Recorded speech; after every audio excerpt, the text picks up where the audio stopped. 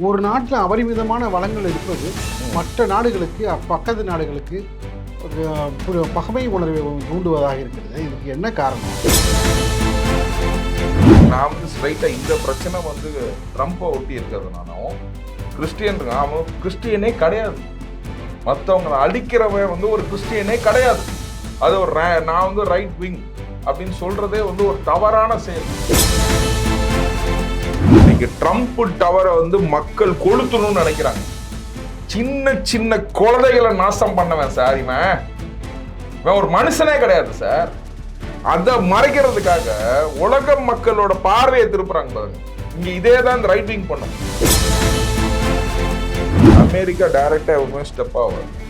Plus இந்த நேரத்துல வந்து இந்த போரை கொண்டு வரதுக்கான ரீசன் என்னன்னு நான் வந்து பர்சனலா ஃபீல் பண்றது என்னன்னு கேட்டீங்கன்னா, எப்ஸ்டின் ஃபைல்ஸ் வார டிபார்ட்மெண்ட் குழந்தைங்க மேல குண்டு போடுறான் சார். குழந்தை வேணா மனுஷனா சார்? குழந்தைங்களை ரேப் பண்ணா இப்ப குண்டு போடுறான். வேணா மனுஷனே கிடையாது. எனக்கு நான் அமெரிக்காவுக்கு போவே வேணாம் சார். எனக்கு யூஎஸ் விசாவே வேணாம்.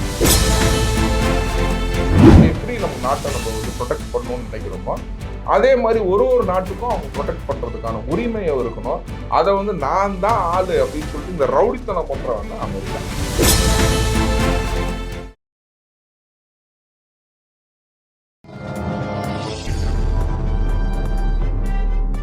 பத்திரிகை.com நேயர்களுக்கு இனிய வணக்கம்.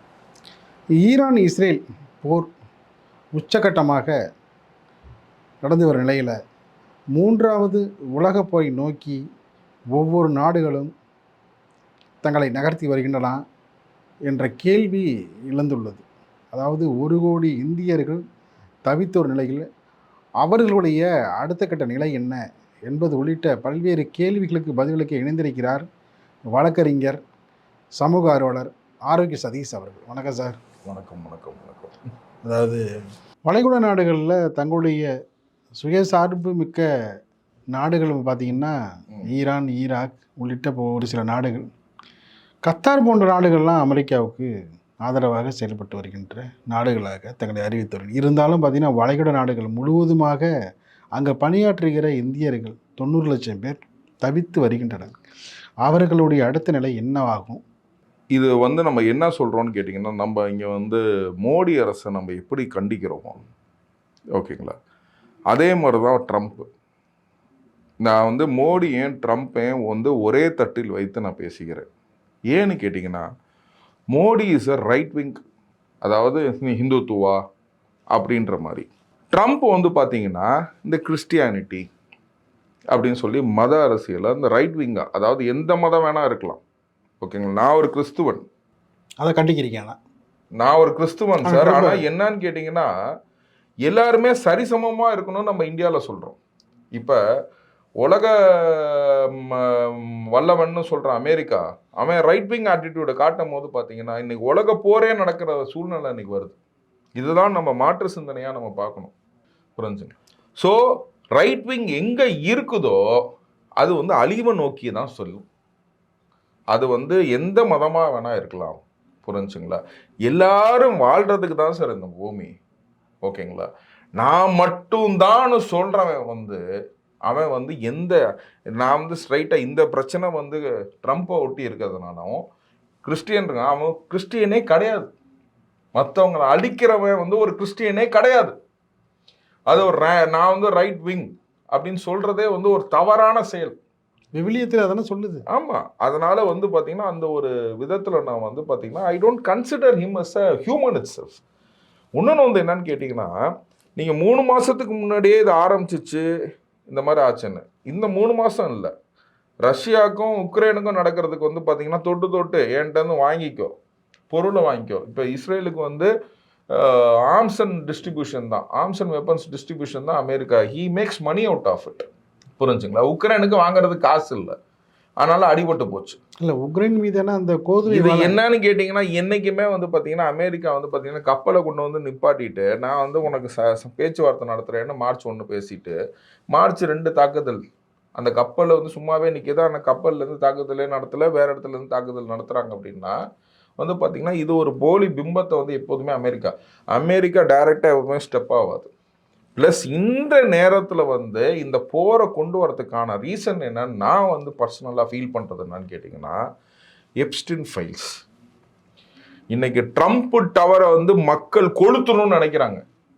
சின்ன சின்ன குழந்தைகளை நாசம் பண்ணவன் சார் இவன் ஒரு மனுஷனே கிடையாது சார். அதை மறைக்கிறதுக்காக உலக மக்களோட பார்வையை திருப்புறாங்க பாருங்க. இங்க இதே தான் இந்த ரைட் விங் பண்ணும். இதுக்கு முன்னாடி வந்து எப்ஸ்டீன் ஃபைல் தான் முக்கியமான எப்ஸ்டீன் ஃபைல்ஸ் தான். இன்னைக்கு வந்து பாத்தீங்கன்னா எப்ஸ்டீன் ஃபைல்ஸ்க்கு ட்ரம்ப் டவருக்கு முன்னாடி எல்லாம் நின்று கூச்சம் போடுறாங்களே, எப்படி மாத்துறாங்க பாருங்க. இன்னைக்கு இந்த ஈரான் ஈராக் பேட்ரியாட்டிசம் இதெல்லாம் கொண்டு வருவாங்க. என்னமோ நமக்கு இன்னும் தேசபக்தி இல்லாம நாடே நீ அழிக்கிறதுக்கு சுடுகாடாக்குறதுக்கு நீ வந்துட்டு தேசபக்தியை பத்தி பேசுறியா? இதை வந்து எப்படி சொல்றாங்கன்னா, ஒன் ஹூ கால்ஸ் த பேட்ரியாட்டிசம்ங்கிறது ஹி இஸ் அ பிக் ஃப்ராடுங்கிறாங்க. ஸோ இந்த மாதிரி தன் முதுகுல இருக்க அழுக்கை திசை திருப்புறதுக்காக we are all patriotic. US நம்ம ஈரான் அவன் நியூக் வச்சிருக்கான், அவன் நியூக்ளியர் ஒன்றும் கண்டே பிடிக்கல. அப்படியே நீ தாக்குதல் நடத்துறன்னு இன்னைக்கு ஈரான் இன்னைக்கு பதில் தாக்குதல் தான் கொடுத்துட்டு இருக்காங்க ஒழிய, நியூக் வச்சிருந்தானா ஒரு அடி அடிச்சிருந்தானா அமெரிக்கா காலியா போயிருக்குமே சார். நியூக்ளியர் பவர் இருந்துச்சுன்னா இவ்வளவு நேரம் அமெரிக்கா இருந்திருக்காது சார். ஸோ நீ தொடர ஆளுங்களா யோசிச்சு பாருங்க. இதுக்கு முன்னாடி போய் நீ ஈராக்கை தொட்ட, ஈராக்ட நியூக்ளியர் பவர் இருந்துச்சா? இப்போ சவுத் அமெரிக்காவில் ஒரு பிரசிடென்ட் தூக்கிட்டு போயிட்ட, அவன் ட்ரக் சப்போர்ட் பண்ணுறான்னு. அதாவது தன்னை வெனிசுலாலேருந்து தூக்கிட்டு போனது புரிஞ்சுங்களா? எல்லாமே வந்து பார்த்தீங்கன்னா நீ ஆக்கிரமிக்கிற, அங்கே ஆயில் இருக்குது அப்படின்றத ஆக்கிரமிக்கிற. இது அமெரிக்காவோட, அதுவும் மற்ற எல்லா பிரசிடென்ட்டுமே இப்படிதான். இதுல ட்ரம்ப் கேடுகட்ட பிரசிடென்ட்னு சொல்றது he is a right wing. இல்லை, ட்ரம்ப்போடைய அந்த வலியுறுத்தல் விஷயத்துக்கு ஈரானை சுற்றி இருக்கிற அரபு நாடுகளும் வளைகுடா நாடுகளும் கொஞ்சம் கொஞ்சமா தங்களை அறியாமலேயே அமெரிக்காவுக்கு அடி பண்ணிதா? இல்ல, இதுல என்னன்னு கேட்டீங்கன்னா, இது சுத்தி இருக்கிறத இன்னைக்கு வந்து பாத்தீங்கன்னா நம்ம இஸ்லாமிய பிரதர்ஸ் வந்து சொல்லுவாங்க, ஓகேங்களா சார், அதாவது என்னன்னு கேட்டிங்கன்னா, இவங்கன்னா எங்களை மதிக்கவே மாட்டாங்க அப்படின்னு சொல்லிட்டு நம்ம இஸ்லாமிய பிரதர்ஸ் வந்து ஏன்னு கேட்டிங்கன்னா, அதுக்கு உதாரணம் இப்போ வந்துருச்சு. நீங்கள் உங்களுக்கு மத உணர்வுன்னு ஒன்று இருக்குது, அதுதான் ரைட் விங் இல்லை அப்படின்றது. இங்கே ஈரான் வந்து எதை அடிக்குதுன்னு கேட்டிங்கன்னா, நீ அமெரிக்கா எம்பசி அடிக்கலாம். எம்பசி மட்டும் இல்லை, அமெரிக்காவுடைய அடையாளம் என்னென்ன இருக்குதோ அதெல்லாம் வந்து அடிக்கலாம். அப்படிங்கும் போது என்னன்னு கேட்டிங்கன்னா, உன் டாலர் ப்ரைஸு, உன்னோட உன்னோட நடவடிக்கை, உன்னோட ஆயில் கண்ட்ரோலு, உன்னோட பிஸ்னஸ்ஸு, புரிஞ்சுங்களா? இப்போ வந்து நீங்கள் ஈரானையும் நீங்கள் வந்து மற்ற பிராந்தியத்தையும் நீங்கள் வந்து கம்பேர் பண்ணவே முடியாது. ஈரான் வந்து ஆக்சுவலி ஹிஸ்ட்ரி படி பார்த்தீங்கன்னா அது ஒரு பர்ஷியன் லேண்ட். பர்ஷியாங்கிறது வந்து பார்த்தீங்கன்னா அவங்க அப்பயே வந்து சயின்ஸ் அண்ட் டெக்னாலஜியில் இனோவேட்டிவ்ஸ். மற்ற வளைகுடா அரேப்ஸ் வந்து பார்த்தீங்கன்னா they will always a traders. இங்கேருந்து பார்த்தீங்கன்னா பேர்ல்ஸ் எடுப்பான், அங்கே போய் விற்பான். இங்கேருந்து ஆயில் எடுப்பான், அங்கே கொண்டு போய் விற்பான். இந்த இனோவேஷனுங்கிறது வந்து அவங்கள்ட்ட கிடையாது. ஓகேங்களா? இன்னைக்கு ஜூஸுக்கு ஈக்குவலாக வந்து பார்த்தீங்கன்னா வந்து சயின்ஸ் அண்ட் டெக்னாலஜியில் வந்து எனக்கு மேம்பட்டது வந்து பார்த்தீங்கன்னா ஈரான். ஃபார் எக்ஸாம்பிள் வந்து பார்த்தீங்கன்னா 5 years பேக் வந்து பார்த்தீங்கன்னா இங்கே ஹேர் பிளான்டேஷன்னா ரொம்ப காஸ்ட்லியாக இருந்துச்சு இந்தியாவில். ஓகேங்களா? இங்கே நீங்கள் வந்து சிகை இது பொருத்தணுன்னா வந்து காஸ்ட்லி. இதுக்காக என் ஃப்ரெண்ட்ஸ்னால் ஈரான் ட்ராவல் பண்ணி அந்த சிகை அலங்காரம் பண்ணிட்டு வந்தாங்க.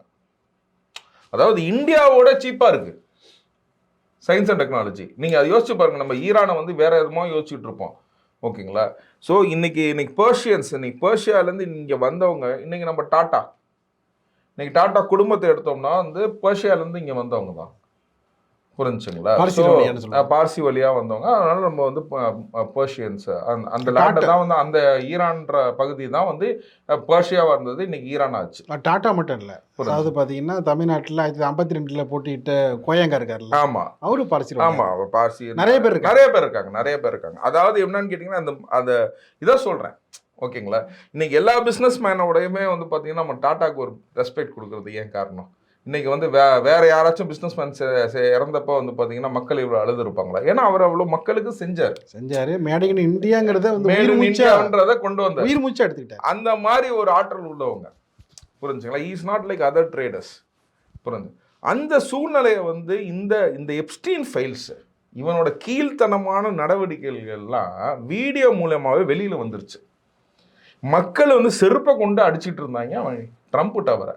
அதை திசை திருப்பணுங்கிறதுக்காக தான் வந்து பார்த்தீங்கன்னா வேறு என்ன பண்ணுறது, ரஷ்யாவும் உக்ரைனும் சால்வ் ஆக போகுது.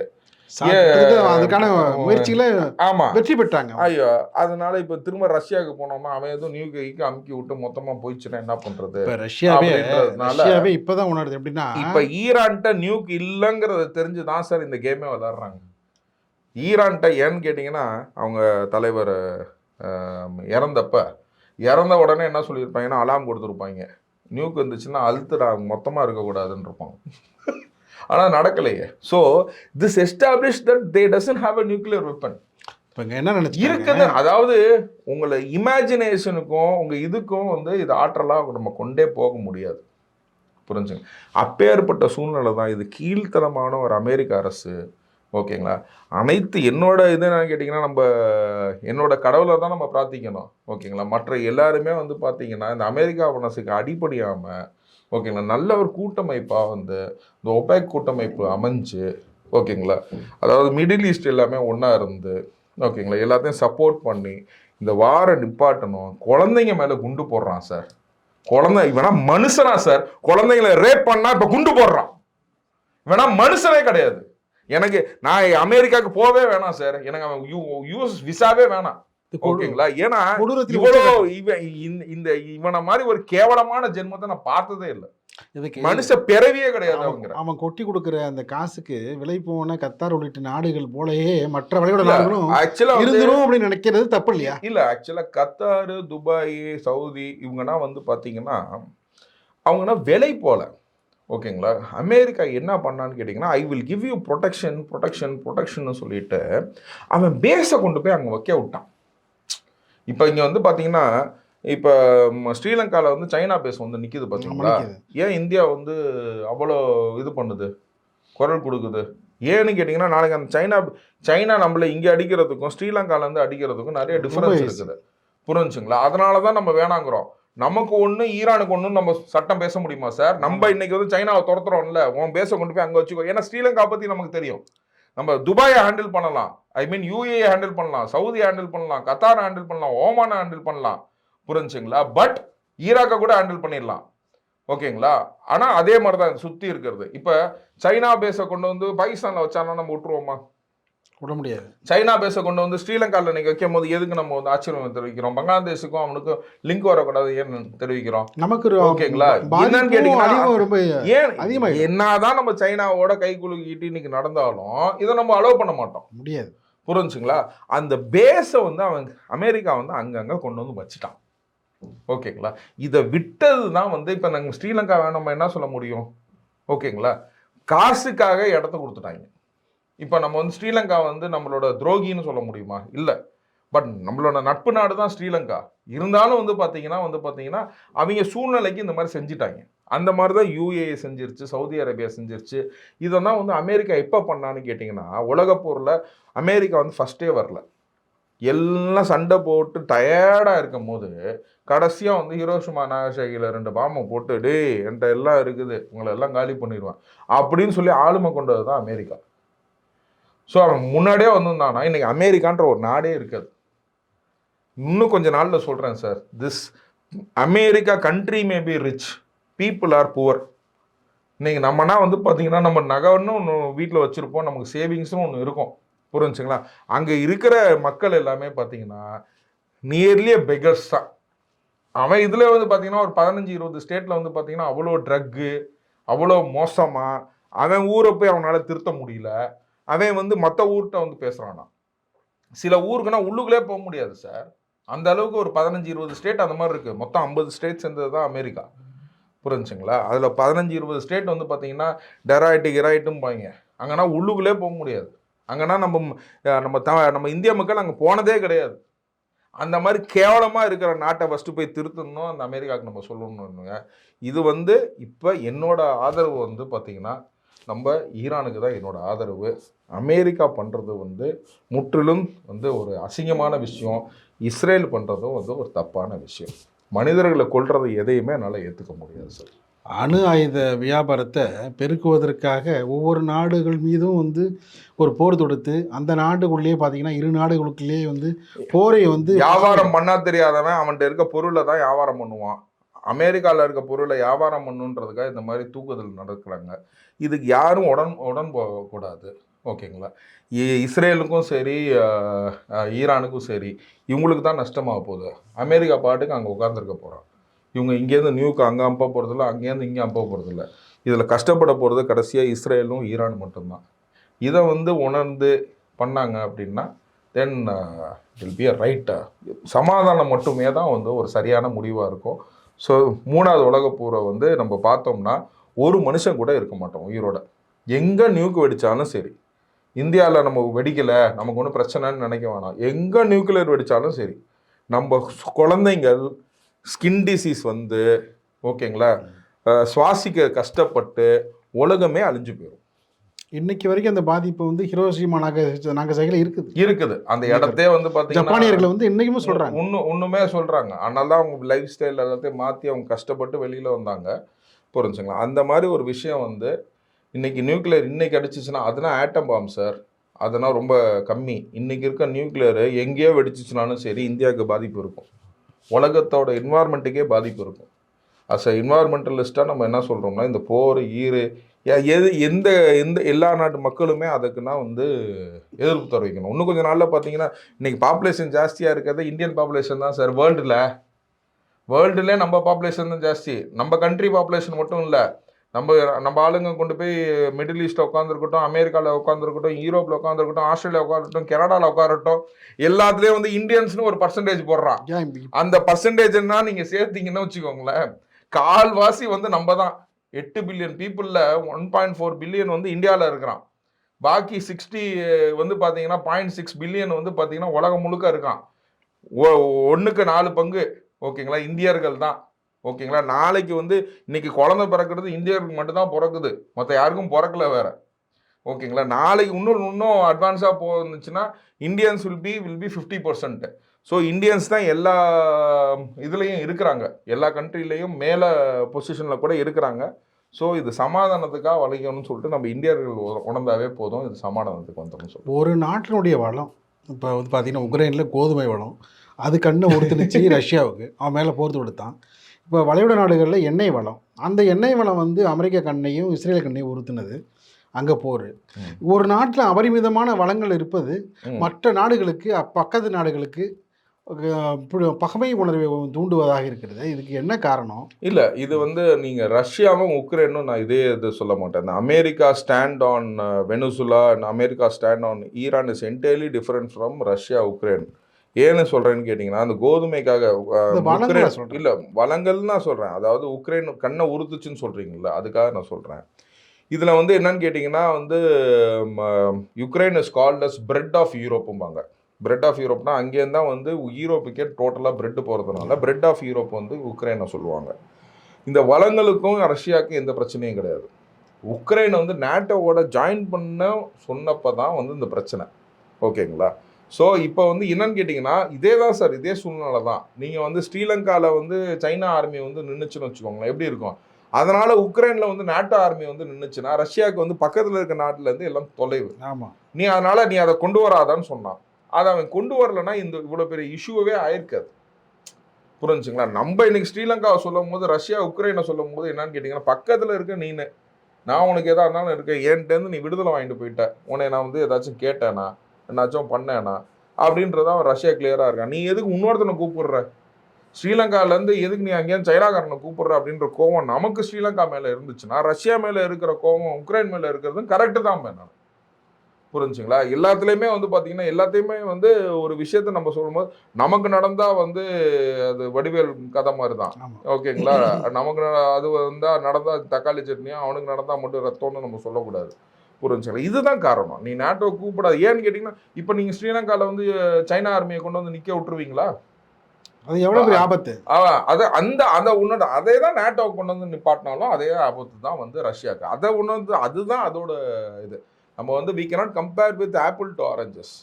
நம்ம என்ன சூழ்நிலையோ நம்மளுக்கு சுற்றி இருக்கிற இது வந்து இன்றைக்கி வந்து பார்த்திங்கன்னா இந்தியாவிலே வந்து ரொம்ப ப்ரொடெக்டிவாக இருக்கிற ஸ்டேட்ஸ்னால் வந்து பார்த்திங்கன்னா நம்ம பெனின்சுலாவில் இருக்க ஸ்டேட்ஸ் தான். ஓகேங்களா. ஏன்னா இப்போ ஸ்ரீலங்கா பக்கத்தில் நமக்கு வந்து அந்தளவுக்கு டேஞ்சரஸ் கிடையாது அப்படின்றதுனால இது. இந்த சைடு யோசிச்சு பாருங்கள், பாகிஸ்தான், இந்த சைடு பங்களாதேஷ். ஓகேங்களா. இங்கே இருக்க நேபாள், அவன் ஹிந்து கண்ட்ரின்னு சொல்லிட்டேன், ஹிந்துக்கு நம்ம கண்ட்ரிக்கு அகேன்ஸ்டாக வந்து இது ஒரு கொடி தூக்குறவன். பைசா காசுக்கு வேலை போடுறவன் நம்மள்ட்ட எல்லாத்தையும் வாங்கிக்கும். அவன் எடுத்துக்க வைக்க வந்துச்சுன்னா நம்ம தான் போய் அவனுக்கு வேலை செய்வோம். ஆனால் எல்லாம் வேலை செஞ்சு முடிஞ்சோடனே சைனாக்காரன்ட்டு காசு வாங்குவான். புரிஞ்சுங்களா? மேலே இருக்கிற அண்டை நாடுகள் எல்லாமே நமக்கு ஆபத்தாகவே இருக்குது. மயன்மாரை தவிர இன்னும் வந்து எல்லாருமே வந்து பார்த்தீங்கன்னா சாரி பூட்டானை தவிர மிச்சம் எல்லாமே வந்து நமக்கு ஆபத்தான. மயன்மாரில் கூட வந்து பார்த்தீங்கன்னா மிலிட்ரி சப்போர்ட்டட் இன்டைரக்ட்லி பை சைனாங்கிறாங்க. புரிஞ்சுங்களா? அப்படிங்கும் போது நம்ம ஒரு இது எதிர்பார்க்கும் போது நம்ம எப்படி நம்ம நாட்டை நம்ம வந்து ப்ரொடெக்ட் பண்ணணும்னு நினைக்கிறோமோ அதே மாதிரி ஒரு நாட்டுக்கும் அவங்க ப்ரொடெக்ட் பண்ணுறதுக்கான உரிமையை இருக்கணும். அதை வந்து நான் தான் ஆளு அப்படின்னு சொல்லிட்டு இந்த ரவுடித்தனம் பண்ணுறவன் தான் அமெரிக்கா. ஓகேங்களா? 90 லட்சம் இந்தியர்கள் சிக்கி தவிக்கிறாங்க. அவர்களுக்கு தீர்வு என்னத்தை எப்படி கொடுக்கணும்? 90 லட்சம் இந்தியர்கள்னு நம்ம சொல்ல முடியாது சார். தமிழர்கள் இருக்காங்க. தமிழர்கள் நம்ம எடுத்தீங்கன்னு வச்சுக்கோங்களேன், அவங்க பாப்புலேஷன்ல வந்து பார்த்தீங்கன்னா கத்தாரில் வந்து அவங்க பாப்புலேஷன்லேயே வந்து தமிழர்கள் மட்டுமே வந்து ஏன்னு கேட்டிங்கன்னா கத்தாரோட பாப்புலேஷனே 10 லட்சம் தான். அது தெரியுங்களா? வெளியிலேருந்து வந்தவங்க தான் பாக்கி பாப்புலேஷன். அதில் வந்து பார்த்தீங்கன்னா இன்னைக்கு இந்தியர்களில் வந்து பார்த்தீங்கன்னா 15% 20% எல்லா கண்ட்ரீஸ்லையும் இருக்கிறாங்க. எல்லா கண்ட்ரீஸ்லையும் தமிழர்கள் இருக்காங்க.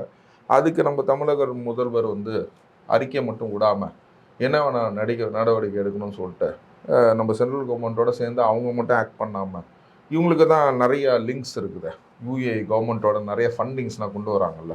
ஓகேங்களா? அதெல்லாம் உண்மையாக இருக்கிற பட்சத்தில் அந்த கண்ட்ரிகிட்ட பேசி தமிழர்களுக்கு தனியாக ஃப்ளைட் அரேஞ்ச் பண்ணி தனியாக ஒரு டீம் போட்டு இங்கே கொண்டு வந்து கொடுக்கணும்னு சொல்லிட்டு உங்கள் சேனல் வழியாக நான் அவர்கிட்ட கேட்டுக்கொள்கிறேன். ஏன்னா 5வது நாளாக பார்த்தீங்கன்னா 5 நாள் இல்லை சார், இது இன்னும் வந்து பார்த்தீங்கன்னா மினிமமாக வந்து பார்த்தீங்கன்னா வந்து 4 to 5 வீக்ஸ் வந்து நடக்குங்கிறாங்க. அதனால் வந்து தயவு செய்து வந்து தமிழக முதல்வர்களே அப்புறமேட்டு எலெக்ஷன் கோட் ஆஃப் கான்டாக்ட்னு சொல்லாதீங்க. இன்றைக்கி நீங்கள் ஒரு அறிக்கை விட்டிங்கன்னா கோட் ஆஃப் கான்டாக்ட் நடந்ததுக்கப்புறமும் நீங்கள் அதை செய்யலாம். புரிஞ்சுங்களா? மக்களின் உயிரை நீங்கள் காப்பாற்றுங்கன்னு சொல்லிட்டு உங்கள் சேனல் வழியாக நான் கேட்டுக்கொள்கிறேன். அதாவது 31 விமானங்கள் தினந்தோறும் சென்று வந்து கொண்டிருந்த வளைகுடா நாடுகளுக்கு ரத்து செய்யப்பட்டிருக்குது. அங்கே வந்து பெரும் பதற்றத்தில் இருக்கிற அந்த இந்தியர்களுக்கு நம்பிக்கை இன்னைக்கு ஆக்சுவலாக வந்து சென்னை வந்து ரீச் ஆகிருக்கு. ஓகேங்களா? துபாயிலேருந்து வந்து விமானம் வந்து ரீச் ஆகிருக்கு. இதில் நம்ம நண்பர் ஒருத்தர் வந்திருக்காரு. ஓகேங்களா? அதனால் வந்து நான் சொல்கிறேன், அதாவது துபாய் இஸ் சேஃப்னு போனவங்க எல்லாமே வந்து பார்த்தீங்கன்னா அதாவது இங்கே இருக்க நடிகர்கள் எல்லாருமே வந்து நல்ல மல்டி மில்லியனர்ஸ் ஓகேங்களா எல்லாமே வந்து துபாய் இஸ் சேஃப்னு போனாங்க. இன்னைக்கு அவங்க எல்லாமே அந்த விமானத்தில் வந்துட்டாங்க. அது வளைகுடா நாடுகளுக்கு மட்டுமே ஒரு ஜங்ஷன் இல்லை. துபாய் லண்டன் போகிறதுக்கும் ஐரோப்பிய நாடுகளுக்கும் இல்லை, நீங்கள் லண்டன் போகிறதுக்கு நீங்கள் வந்து யூஎஸ் போகிறதுக்கு கூட you can use this access of Singapore and Malaysia. இந்த சைடு நீங்கள் போய் நீங்கள் ஃப்ளைட். ஆனால் பெரும்பான்மையான பேர் வந்து விரும்புறது வந்து துபாய். அது ஏன்னு கேட்டிங்கன்னா அவங்க வந்து ஏர் டிரான்ஸ்போர்ட்டை வந்து ரொம்ப இதாக இருக்காங்க. இப்போ நானுமே வந்து யோசிச்சிங்கன்னா I use to take only Dubai. 99% பார்த்தீங்கன்னா அது என்ன கேட்டிங்கன்னா அவங்க துபாய் ரூட் ஏன்னு கேட்டிங்கன்னா எமிரேட்ஸ் அவங்க ஃப்ளைட் வந்து நல்ல ஒரு இது அவங்க வந்து 0 கிராஷ் நடந்திருக்கு. அதனால நாங்கள் எப்போதுமே நான் போனப்போ கூட நான் வந்து யூரோப் கண்ட்ரி போனப்போ கூட பெஸ்ட் ஏர்ல அதான் 0 கிராஷ். எமிரேட்ஸை விட சிங்கப்பூர் ஏர்லைன்ஸ் இன்னும் பெஸ்ட்டாக இருக்கும். இல்லை ஆக்சுவலாக உங்களுக்கு எமிரேட்ஸில் வந்து பார்த்தீங்கன்னா மல்டிபிள் ஃப்ளைட்ஸ் இருக்குது, எல்லாமே இருக்குது. ப்ளஸ் காஸ்ட் எஃபெக்டிவ் எல்லாமே உங்களுக்கு எக்ஸ்ட்ரா இதாகவும் இருக்கும்.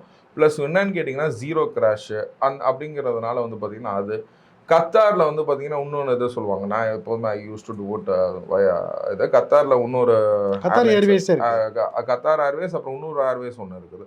ஸோ அவங்க வந்து அவங்க they made this as a Dubai as a junction for travel. Okay, not only Dubai Abu Dhabi Sharjah எல்லா இடத்துலையுமே வந்து பார்த்தீங்கன்னா அவங்க இப்போ வந்து துபாயில் வந்து பார்த்தீங்கன்னா டெர்மினல் புதுசாக ஒரு டெர்மினல் ஒன்று கட்டிக்கிட்டே இருக்கிறாங்க. எமிரேட்ஸ்க்கு மட்டுமே அந்த ஃப்ளைட் வந்து நிற்கிறதுக்கு மட்டுமே ஒரு டெர்மினல் கட்டுறாங்க. இங்கேருந்து வளைகுடா நாடுகளில் போய் இப்போ ஒர்க் பண்ணுறாங்கல்ல, இவங்க வந்து ஷாப்பிங்கே வந்து துபாய் தான் போகிறாங்க. அதை பார்த்தீங்களா? இல்லை துபாய் வந்து என்ன எப்படி ஆயிடுச்சுன்னு கேட்டிங்கன்னா இட்ஸ் உண்மையிலேயே சொல்ல போனால் அது சேஃப். இன்றைக்கி மக்கள்லாம் ஏன் அங்கே போகிறாங்கன்னு கேட்டிங்கன்னா 2 மணிக்கு எவ்வளோ நகை வேணால் போட்டு போக முடியும். கம்ப்ளீட்டாக எல்லா சிசிடிவி கம்ப்ளீட்டாக எல்லாமே அது வந்து இட்ஸ் வெரி ப்ரொடக்டிவ். நான் வந்து சொல்லுவேன் rather than Singapore also Dubai. இந்த மாதிரி சூழ்நிலை நடக்கலைன்னா வந்து பார்த்திங்கன்னா Dubai is very very safe in terms of production. எனக்கு ரொம்ப ரொம்ப சேஃப்டியாக ஃபீல் பண்ணது வந்து துபாய் தான். ஆக்சுவலாக Dubai is UA is a very very safetiest country அப்படின்னு ஃபீல் பண்ணுவேன். பக்கத்தில் இந்த மாதிரிலாம் நடக்கும் போது வந்து பார்த்திங்கன்னா அந்த 7 எமிரேட்ஸில் அது கொஞ்சம் சேஃப்டியான 7 இல்லை சார், அந்த 7 எமிரேட்ஸ்லேயுமே வந்து அபுதாபி இஸ் மச், எல்லாமே டோட்டல் யூஏஏஎஸ் ராசல் கைமா வரைக்குமே நீங்கள் சொன்னீங்கன்னா வந்து சேஃப்டி தான். அதனால் நீங்கள் டச் பண்ணவே முடியாது. அது வந்து எல்லாரும் லைக் பண்ணுறது, எல்லாரும் லைக் துபாய் தான். துபாய், அபுதாபி இஸ் அதுதான் ரிச் ஆக்சுவலாக வந்து, தட்ஸ் அ பிக்கஸ்ட் கேபிட்டல். ஷார்ஜாவும் அதே மாதிரி ஈக்குவலாக வந்து நல்லா இருக்கும். எல்லாமே வந்து நல்லா தான் இருக்கும், நல்லா ப்ரொடெக்டிவாக தான் இருக்கும். ஓகேங்களா, என்ன பண்ணுறது, சில சூழ்நிலைகள்னால இப்போ எல்லாருமே இங்கே ரிட்டர்ன் வரும். ஆனால் ஷார்ஜா டு திருச்சி ஏர்லைன்ஸ் அது அருமானாவே இருக்குது. ஆமாம் ஆமாம் ஆமாம். இப்போ அதாவது துபாய் டு சென்னையை போல் ஷார்ஜா டு திருச்சிக்கு பார்த்தீங்கன்னா வந்து எல்லாமே இருக்குது. அபுதாபி, ஷார்ஜா எல்லாமே வந்து கம்ப்ளீட்டாக இருக்குது. ஸோ என்ன let us pray for God. ஓகேங்களா, தமிழக முதல்வர் வந்து சீரியஸாக எடுத்து இந்த காணொலியை பார்த்து, இந்திய அரசும் அங்கே இருக்கிற தூதரங்கள் அப்பப்போ வந்து அதையும் வந்து தகவலை கேட்டுட்டு தான் இருக்கிறாங்க. 90 லட்சம் இந்தியர்கள் மட்டும் இல்லை, இன்னும் நிறைய பேரை வந்து உலகநாட்டில் இருக்கிற எல்லா தலைவர்களும் அதில் வந்து ஏன்னா பாப்புலேஷன் வைஸ் நம்ம ஜாஸ்தி, இன்னும் கொஞ்சம் ப்ரொடெக்டிவாக இருக்கணும். External affairs minister not only state government, central government ஆக்டிவாக ஒன்றும் செய்யணும்.